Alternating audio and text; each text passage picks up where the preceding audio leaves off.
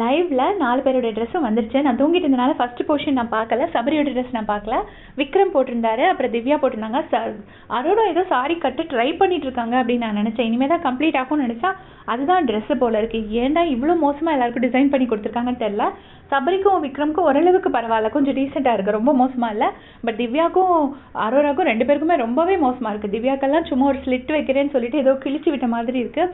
அரோராக்கும் அந்த மாதிரி தான் வச்சுருக்காங்க.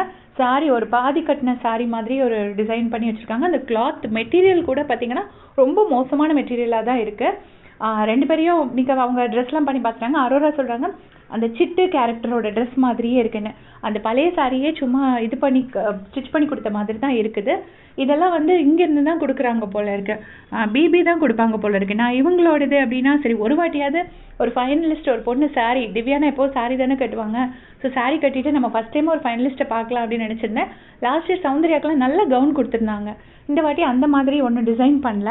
அரோராவும் சபரியும் சேர்ந்துட்டு நின்று பார்க்குறாங்க. அதில் என்னென்னா சபரிக்கும் அரோராக்கும் ஒரே மாதிரி தீம் அண்ட் திவ்யாவுக்கும் விக்ரமுக்கும் ஒரே மாதிரி தீம்னு சொல்லி அவங்க 2 பேரும் ஏதோ டிஸ்கஸ் பண்ணிட்டு இருக்காங்க. அந்த கலர் காம்பினேஷன் வந்து சேமாக இருந்துச்சு அப்படின்னு சொல்லிட்டு இருந்தாங்க. அப்புறமா அரோராவும் சபரியை பிடிச்சிட்டு, சபரி தான் விஜேஎஸ் மாதிரி, அரோராவோட கை பிடிச்சி தூக்குங்க அப்படின்னு சொல்லிட்டு இருந்தாங்க. சும்மா வின்னர் ஸ்பீச் எப்படி பண்ணலாம் அப்படின்னு மிரர் முன்னாடி நின்று கையை தூக்கி வச்ச உடனே வின் பண்ணிட்டீங்க, எல்லா டைமும் கையை தூக்கி தூக்கி போர் அடிக்குது அப்படின்னு சொல்லி சபரி சொல்கிறாரு. சொல்லிட்டு அரோராவை கண்ணை மூட சொல்கிறாரு. கண்ணை மூட சொல்லிட்டு டக்குன்னு அரோராவோட கையை தூக்குறாரு. அரோரா ரொம்ப ஹாப்பி ஆகிட்டு, சார் உங்கள் நம்பர் கிடைக்குமா சார் அப்படின்னு சொல்லி கேட்குறாங்க.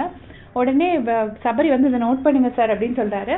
அதுக்கப்புறமா அரோரா சொல்கிறாங்க 50 லட்சமா அப்படின்ன உடனே சபரி சொல்கிறாரு பாதி அதில் டேக்ஸுக்கே போயிடும் அப்படின்னோடனே ஐயையோ 50ம் கம்பெனிக்கே போயிடுமா அப்படின்னு சொல்லி சிரிச்சிட்டு இருக்காங்க. இந்த பக்கம் பார்த்தீங்கன்னா திவ்யாவுக்கும் அந்த ட்ரெஸ் ஒன்றும் பிடிக்கல, பட் ஓகேங்கிற மாதிரி நிற்கிறாங்க. விக்ரமுக்கும் சபரிக்கும் நல்லா இருக்குது. அதை பற்றி உங்களுடைய கமெண்ட்ஸை சொல்லுங்கள். தேங்க்ஸ் ஃபார் வாட்சிங்.